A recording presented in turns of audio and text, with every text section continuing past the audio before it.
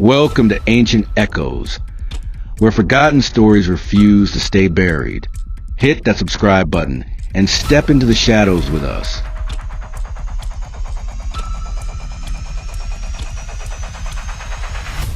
In the spring of 1962, the town of Centralia, Pennsylvania, was alive.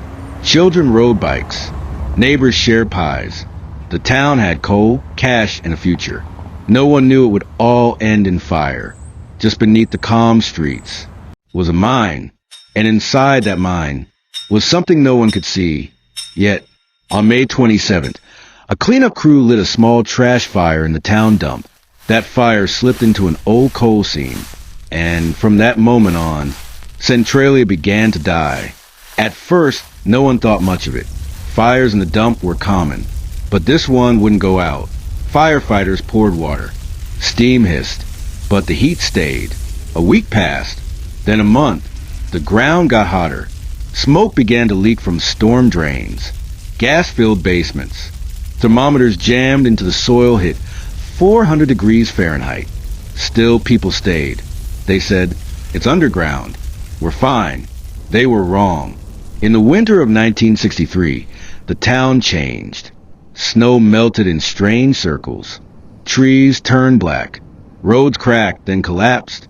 Animals wouldn't go near certain areas.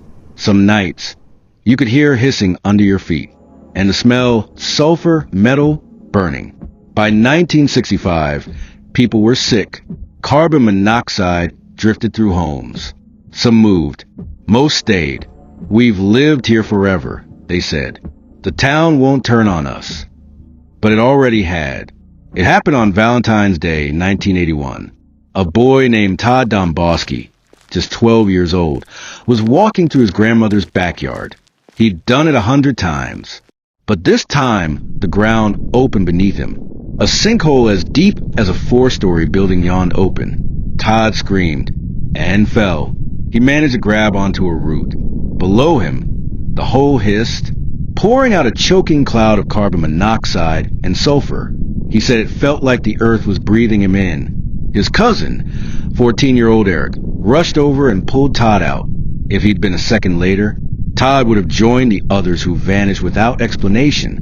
Later testing showed the gas in that hole was instantly fatal. It wasn't a random collapse. It was a fire, and it had reached the heart of Centralia. After Todd's fall, the truth could no longer be ignored. The fire was out of control. The ground was unstable. The air was poisoned. Centralia was becoming a death trap. In 1984, the U.S. government stepped in. $42 million was allocated to buy out residents. One by one, families packed up and left. They didn't just lose homes. They lost generations of memory. Cemeteries, churches, entire neighborhoods bulldozed and buried. But not everyone left. Some refused. "It's our town," they said. "You can't burn that." By the early 2000s, only a few homes still stood. The rest were swallowed by smoke and silence. Even as the fire spread, even as the government cut off funding, a handful of residents stayed behind. They were called crazy, but they called it loyalty. "The land isn't dangerous," one man said. "It's just misunderstood." They lived without schools, without mail, without neighbors. Some lived alone for over 30 years, the only soul on their street. In 2013, the state evicted the last holdouts. Centralia was erased from the postal code. But even today, a handful of houses still stand.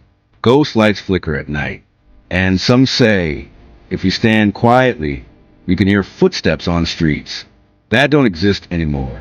Over 60 years later, the fire is still burning.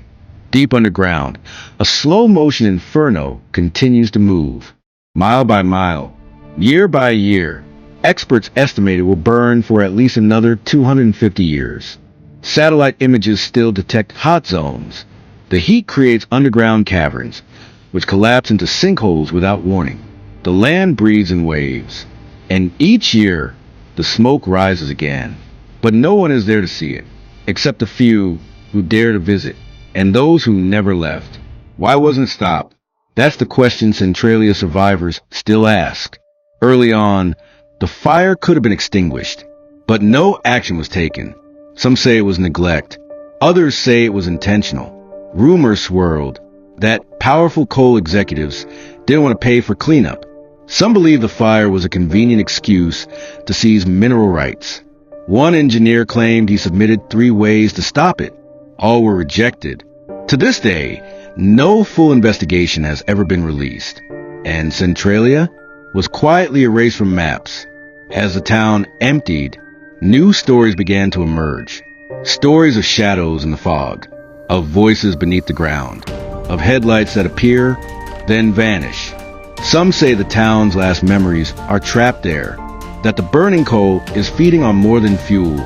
Paranormal investigators have recorded strange electromagnetic pulses, voices that answer questions. One man claimed he heard his mother's voice, but she died before he was born. It's not a town anymore, he said. It's a memory loop still running. Centralia no longer exists on paper, but under the earth, something is still alive. The fire, the silence, the slow heartbeat of a town that refuses to die. It has no zip code, no mayor, but the ground remembers. People still come. Thrill seekers, historians, ghost hunters. Some swear they leave changed. One man wrote, "It's like standing on a wound that never healed." So ask yourself, what happens when fire feeds on memory? And when the land remembers what we try to forget? Welcome to Centralia. Welcome to Ancient Echoes. Thanks for watching Ancient Echoes. If you enjoyed the legend, like, subscribe, and share the mystery. New stories drop every week, and some were never meant to be told.